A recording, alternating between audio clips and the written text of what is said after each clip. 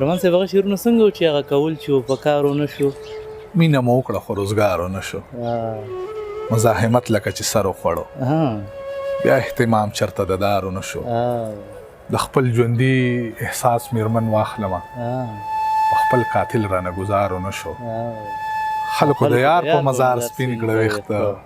ستا نه د ورځې انتظار ونه شو. انوره دغه شعرونه هم دي چې وایي په دغه کلي کې یو زه وم چې نوم خان و زما، دومره غریب وم چې کوټه کې به باران و زما، په ځمکه حال دا و چې قبر له مې ځای نه لرو، بس صرف دا و چې په سر باندې اسمان و زما، سمو د پس رانه د کلي هر سړی هیرو،